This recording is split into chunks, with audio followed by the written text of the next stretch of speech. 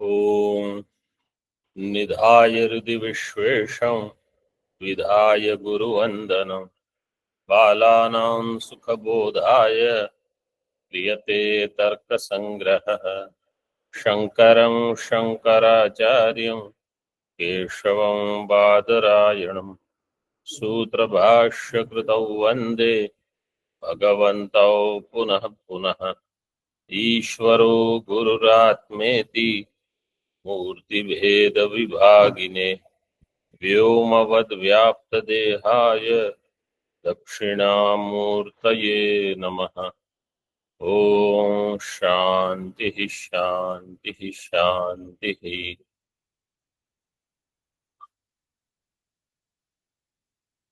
किरणावली टीका में हम देख रहे थे अन्यथा सिद्ध का लक्षण। 3 प्रकार की अन्यथा सिद्धि बताई। उनकी कोई नाम नहीं है, लेकिन 3 प्रकार से अन्यथा सिद्ध तो हम बता दिया। अब लक्षण समन्वय कर रहे हैं। लक्षण समन्वय जो तृतीय है उसका कर रहे हैं। जैसे वहां क्या कहा था, पृथ्वी के कार्य के पहले वहां गंध का प्राग भाव, रूप का भी प्राग भाव है, और उत्पत्ति के पश्चात द्वितीय क्षण में गंध और रूप दोनों की उत्पत्ति होगी। तो कोई कहेगा कि रूप की उत्पत्ति के लिए रूप का प्राग भाव केवल कारण नहीं है, गंध का प्राग भाव ही कारण है। लेकिन गंध का प्राग भाव रूप कार्य के प्रति अन्यथा सिद्ध है। अन्यथा सिद्ध लक्षण समन्वयस्तु पृथिव्याम अवश्य क्लुप्त नियत पूर्ववर्तिनो गंध प्राग भावतः। गंध प्राग भावतः वहां विसर्ग चाहिए। कार्यस्य गंधस्य संभवे सति पाकज स्थले पृथिव्याम तत्सहभूतः गंध प्राग भाव सहभूतः। पृथिव्याम पृथिव्याम पृथ्वी में अवश्य क्लुप्त नियत पूर्ववर्तिनः। अवश्य रूप से क्लुप्त मतलब कल्पित, नियत पूर्ववर्ती नियमित रूप से जो वहां पूर्व क्षण में पूर्व काल में उपस्थित हो। पृथिव्याम अवश्य मतलब ये एक ऐसी कल्पना आप करोगे, पृथ्वी कार्य जो होगा वहां पूर्व क्षण में जब घट का प्राग भाव है तो गंध का भी प्राग भाव है। ऐसे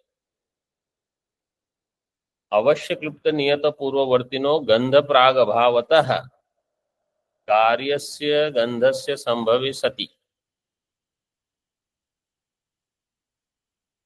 कार्य गंध जो है, गंध का प्राग भाव है, फिर गंध की उत्पत्ति होगी तो गंधस्य संभवे सति पाकज स्थले पृथिव्याम तत्सहभूतः गंध प्राग भाव सहभूतः।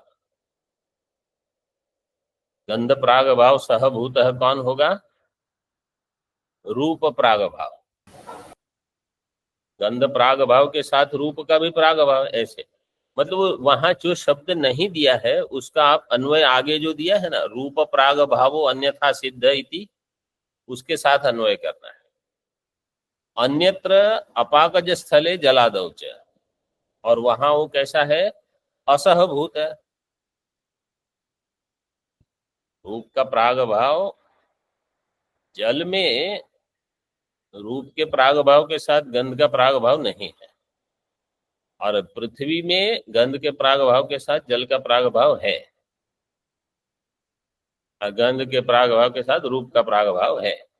इसलिए वो रूप का प्राग भाव जल की गंध की उत्पत्ति के समय, गंध की उत्पत्ति में वो अन्यथा सिद्ध है, वो असाधारण कारण नहीं कहा जाए। कारण ही कारण कोटि में वो नहीं आएगा। अन्यत्र अपाकज स्थले जलादौ च असभूतः रूप प्राग भावो अन्यथा सिद्ध इति। एवं घट जातीयम प्रति अवश्य क्लुप्त नियत पूर्ववर्तिनो दंडादितो। देखो यहाँ दंडादितो ठीक दिया है, मतलब दंडादितः, जैसे ऊपर गंध प्राग भावतः, दंडादितः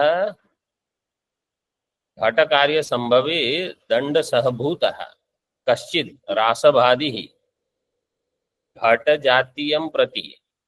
घट जातीय में ईय का किस सूत्र से आएगा? आयनेयीय फढखचघानां प्रत्ययादीनां। फटखचघाम, फटखचघानाम, फटखचघाम इत्यादि। ईय इज विच प्रत्यय? छ प्रत्यय।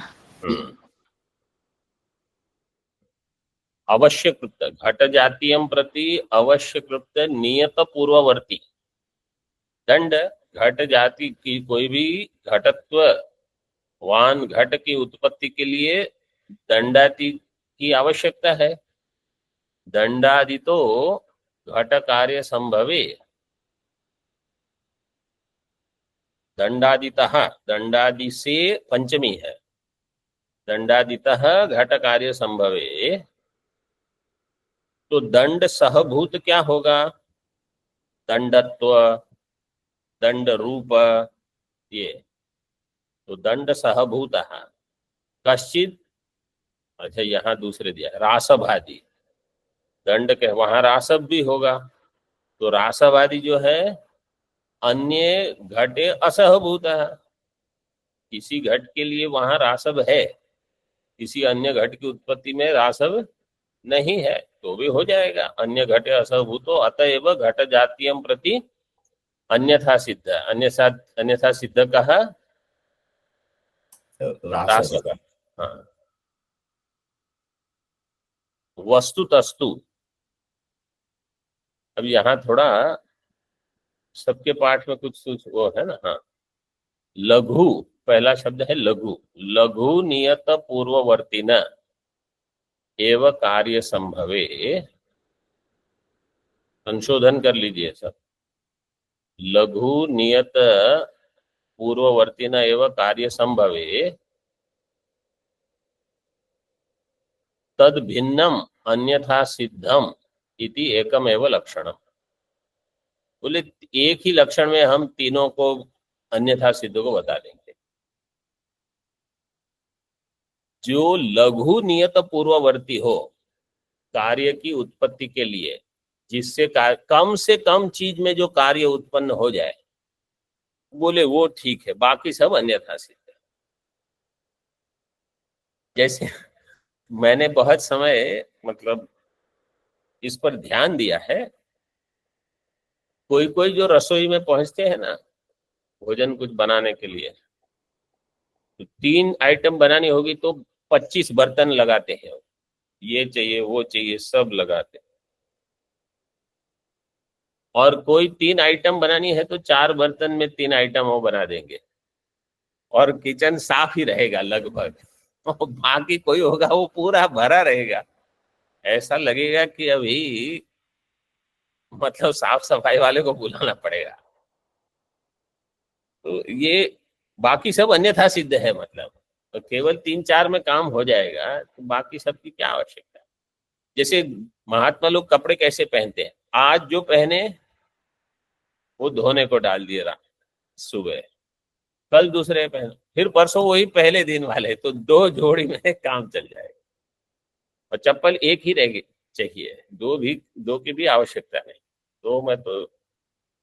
और कोई ऐसे रहते हैं जिनको 25 जोड़ी कपड़े और 5 जोड़ी चप्पल, 7 जोड़ी चप्पल, ये सब बाकी अन्यथा सिद्ध है, उनके बिना काम चल जाएगा। क्या है मतलब, ऐसे अगर हम समझ सकते हैं ना तो बढ़िया है। ये केवल अन्यथा सिद्ध घट के प्रति क्या है और उसके प्रति केवल वहां नहीं देखना है, जीवन में भी इसको ले सकते हैं। तो लघुत्व, अच्छा, लघु नियत पूर्ववर्ती न एवं कार्य संभवे तद भिन्नम अन्यथा सिद्धम इति एकम एवं लक्षण, एक लक्षण हो गया। अब कोई पूछेगा कि आपने लघुत्व की तो व्याख्या नहीं की, लघु तो बोल दिया आपने, तो अब लघु की व्याख्या के लिए 3 लक्षण है। लघुत्वम शरीर कृतम, पहले 3 नाम समझ लो। एक है शरीर कृत लघुत्वम, वो दिया है। एक है उपस्थितिकृत लघुत्वम, और तीसरा है संबंधकृत। वहां थोड़ा दिख रहा है, थोड़ा नहीं दिख रहा है, तो उसको आपको वहां संबंधकृत, ठीक है। अब ये क्या है वो भी थोड़ा बता दें।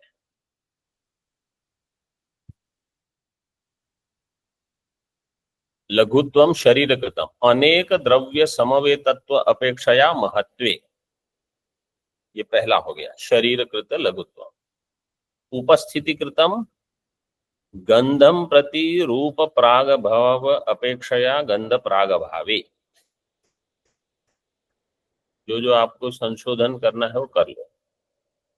शरीर कृतम में अनेक, अनेक छूट गया है वहां, अनेक द्रव्य समवेतत्व अपेक्षया महत्वे।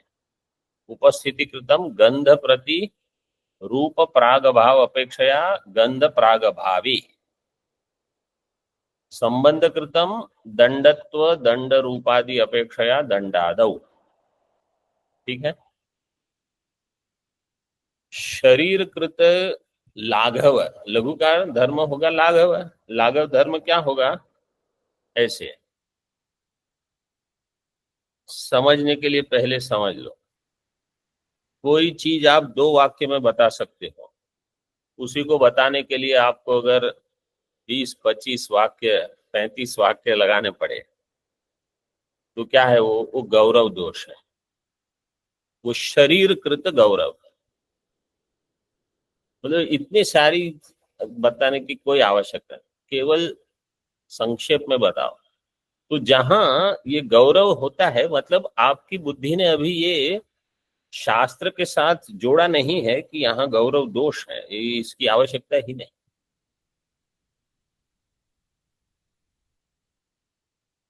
कम से कम में आप ज्ञान करा सकते हो। उसका दृष्टांत यहाँ जो दिया है, अब इसको देखो। अगर कोई एक वाक्य प्रयोग करता है अनेक द्रव्य समवेतत्व, उसके बदले एक छोटा शब्द प्रयोग कर लो महत्व, ये दृष्टांत दिया है। अनेक द्रव्य समवेतत्व वो किस में होगा, जो महत्व होगा। तो अनेक द्रव्य समवेतत्व, इसकी अपेक्षा महत्व शब्द जो है इसमें क्या है, शरीर कृत लघुत्व। शरीर मतलब साइज, छोटे में बता देना, कम शब्द में, कम वाक्य में अगर ज्ञान करा सकते हो तो ये सूत्र शैली क्या है, यही सूत्र शैली है। सूत्र की परिभाषा क्या है? हाँ, ऑनलाइन वाले बताइए।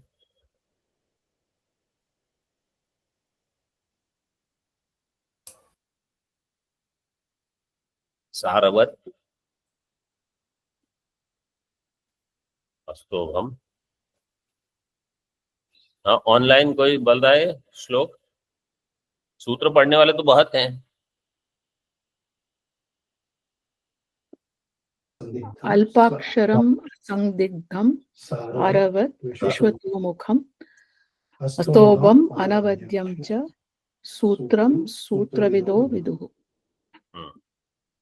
तो अल्प अक्षर वाला होना चाहिए और असंदिग्ध। ऐसे नहीं कि शब्द कम इतने कर दिए कि सामने वाले को समझ में ही नहीं आए कि आप पहला विकल्प ले रहे हो, दूसरा या तृतीय, ऐसे नहीं। असंदिग्ध भी हो, यह है शरीर कृत लाघव। दूसरा है उपस्थिति कृत लाघव। गंधम प्रति रूप प्राग भाव अपेक्षया,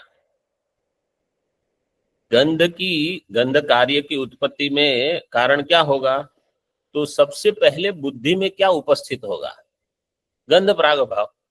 मतलब और कुछ समझ में याद आए कि नहीं आए, सबसे पहले ये तो उपस्थित होगा ही होगा। गंध कार्य के लिए गंध का प्रागभाव वहां है, तभी गंध उत्पन्न होगी। तो ये है शरीर कृत लाघव, नहीं शरीर नहीं, उपस्थिति कृत, बुद्धि में उपस्थित क्या हो रहा है। और अगर कोई कहेगा कि गंध का जब प्राग अभाव है तो रूप का भी प्राग अभाव है,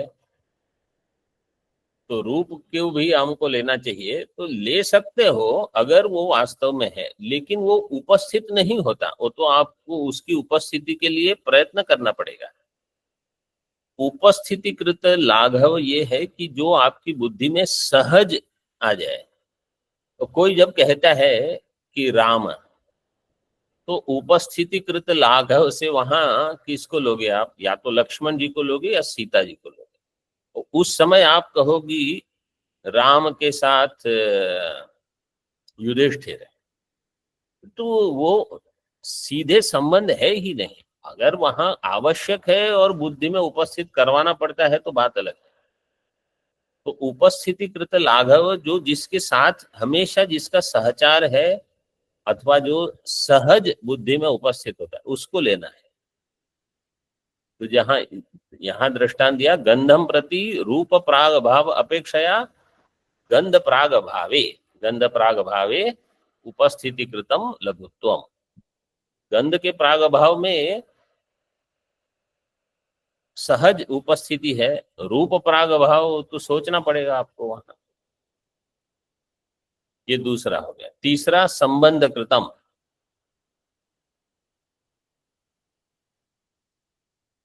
दंडत्व दंड रूपादि अपेक्षया, दंड के साथ दंडत्व दंड रूप ये सब आते हैं, तो सबको बताने के बदले केवल दंड, दंडत्व दंड रूपादि अपेक्षया दंडादौ, दंडादौ ये सप्तमी में जो देते हैं दंड, दंडे, दंड को ही बोलने से दंडत्व दंड रूप ये सब आ जाते हैं उसमें। तो वहां लाघव है केवल दंड बताने में। तो ये हो गया संबंध कृत, क्योंकि वो संबंधी है, दंड का संबंधी होगा दंडत्व दंड रूप इत्यादि। तो ऐसा जो लघु और नियत पूर्ववर्ती हो, जैसे घट की उत्पत्ति में हम दंड को कारण मानते हैं, दंडत्व दंड रूप दंड के साथ आएगा, लेकिन वो अन्यथा सिद्ध हो जाते हैं।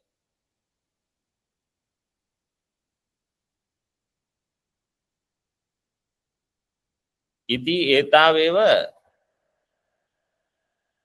निर्वाहे त्रिधा पंचधा इति प्रपंचः शिष्य बुद्धि वैषद्याय इति मंतव्यम्। त्रिधा पंचधा इति प्रपंचः, अगला शब्द है प्रपंच। त्रिधा पंचधा इति, तो एतावता एवं निर्वाह, इतने मात्र से निर्वाह हो जाएगा। फिर कोई कहेगा 3 प्रकार के हैं, कोई कहेगा 5 प्रकार के हैं, कोई और भी अधिक कहेगा। ये सब किस लिए बोले, शिष्य बुद्धि वैषद्याय, शिष्य की बुद्धि को तीक्ष्ण करने के लिए कहीं कहीं और भी विभाग किए जाते हैं। नहीं तो शिष्य क्या है, तमो विभूतः सुख रूपमेति, तुरंत ही हाँ हाँ हाँ सब हो गया। तो उनकी बुद्धि में सतर्कता लाने के लिए न्याय है, न्याय का प्रयोजन यही है मुख्य, कि अब थोड़ा वेदांत पढ़ने के बाद लोग मैं ब्रह्म, मैं ब्रह्म, और कुछ नहीं। वैराग्य कितना है वो तो भगवान ही जाने, क्योंकि ये ब्रह्म ज्ञान है ना, उसमें सबसे मुख्य है वैराग्य। मैं ब्रह्म हूं ये बोलना बहुत आसान है, वैराग्य बहुत कठिन है। तो इसलिए, और दूसरा क्या है, जिन्होंने, जिन महात्माओं को खास करके कर्म संन्यास लेके जीवन जीते हैं, बिल्कुल वास्तव में कौपीनवंतः खलु भाग्यवंतः भिक्षौषधम भुज्यताम, जहाँ भंडारा है वहां पहुंच जाएंगे। भिक्षा जहाँ अथवा अन्न क्षेत्र में कहीं कुछ तो मिल ही जाएगा। जो कितना चाहिए आपको भोजन, शरीर चलेगा चलेगा, नहीं चलेगा थोड़े समय बाद छोड़ो। और वस्त्र कुछ मिल जाएंगे, कहीं रहने को कुछ स्थान मिल जाएगा, इतने मात्र से जो संतुष्ट रहते हैं। तो लेकिन बुद्धि तो अभी सतर्क है, उसको तमोगुण में नहीं जाने देना चाहिए। तो इसलिए ये सब व्याकरण न्याय मीमांसा इसलिए पढ़ाते हैं। और फिर आप बहुत सारे वेदांत के ग्रंथ भी पढ़ सकते हो। तो जो आचार्यों की परंपरा है उसको, उसका अगर आप अध्ययन करोगे सारे ग्रंथों का, तो उसका फिर पठन पाठन और प्रचार अपने आप होगा। नहीं तो वो पुस्तक पढ़े रहेंगे, वो बड़े बड़े हैं, देख के ही लोगों को भय लगता है। पूरा एक भी शब्द हिंदी नहीं दिख रहा है, कोई देखेगा पुस्तक पूरा संस्कृत संस्कृत संस्कृत बंद करके रख देगा। ऐसे बहुत लोग, नाम से भले वो कहे हम वेदांत पढ़ते हैं, वेदांत वेदांत का दो चीज भारी भरकम पुस्तक उनको दिखा दो, भाग जाएंगे वहां से। और जहां ये प्रतियोगी आ गए, वो ऐसे बड़े बड़े शब्द है, अब ये आएंगे थोड़े, बस अब ये कौन पढ़ेगा। तो उनको कैसा चाहिए, केवल आप इतना बताओ, 5 ज्ञानेंद्रिय, 5 कर्मेंद्रिय, अंतःकरण 4, ऐसे छोटे मोटे ग्रंथ। और सूर्य है, जल में प्रतिबिंब पड़ा, चिदाभास, ज्यादा से ज्यादा थोड़ा यहाँ तक पहुंच जाओ, उससे आगे कुछ नहीं। वृत्ति व्याप्ति फल व्याप्ति वहां भी। तो इतने वेदांत से हम काम चला लेते हैं। इसलिए महात्माओं को ये सब पढ़ाया जाता है कि आप पढ़ो।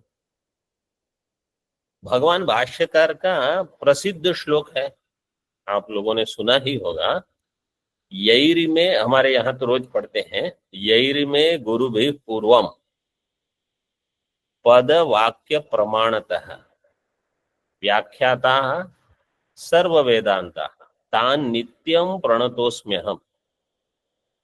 भगवान भाष्यकार कहते हैं तान नित्यम अहम प्रणतो अस्मि, उनको मैं रोज हमेशा प्रणाम करता हूं। किनको?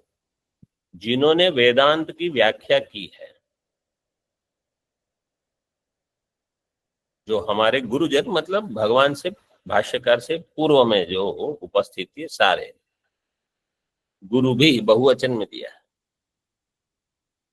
व्याख्याता सर्व वेदांत है, जिन्होंने वेदांत की, मतलब भाष्यकार ये नहीं कह रहे इनकी क्या व्याख्या, मेरी व्याख्या देखो।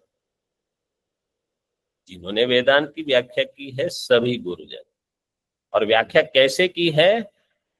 पद वाक्य प्रमाणतः। पद शास्त्र है व्याकरण शास्त्र,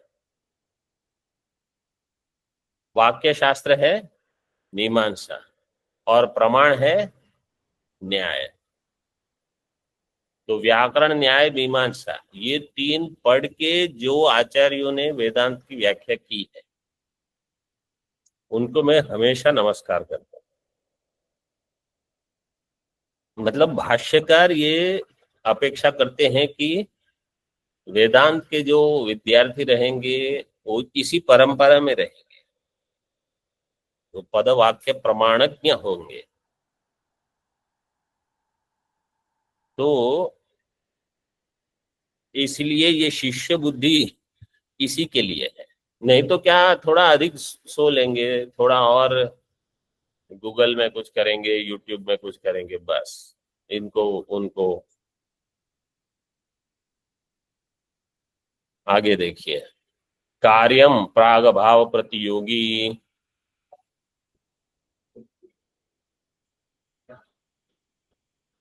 कार्य क्या है? प्राग भाव प्रतियोगी, आगे प्रतियोगी का, प्राग भाव का जो प्रतियोगी, प्रतियोगी शब्द का अर्थ क्या है?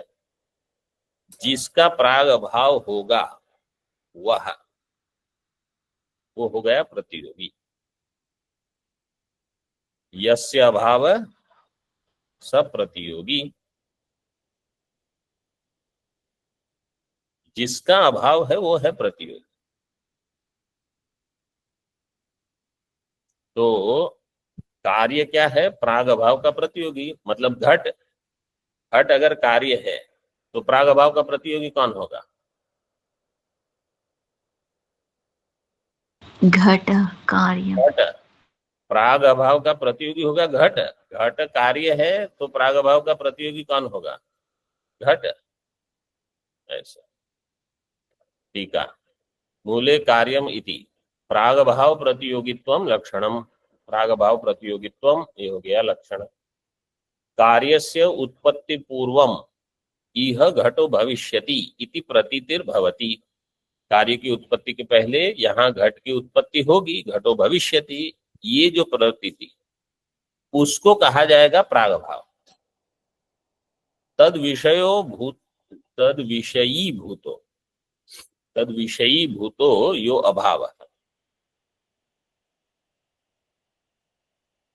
तत्प्रतियोगी जो अभाव है वो है प्राग अभाव, उसका प्रतियोगी होगा घटादि रूपम कार्य। तो देखो, यह घटो भविष्यति ये कब होगा? जब थोड़े क्षण में वहां घट की उत्पत्ति होने वाली है।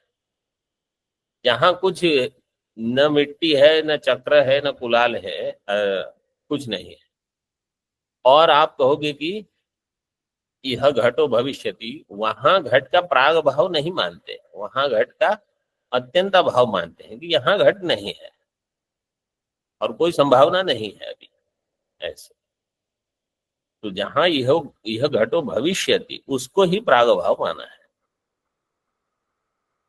तो हमने देखा था 2-3 दिन पहले इसी पाठ में, इसी में देखा था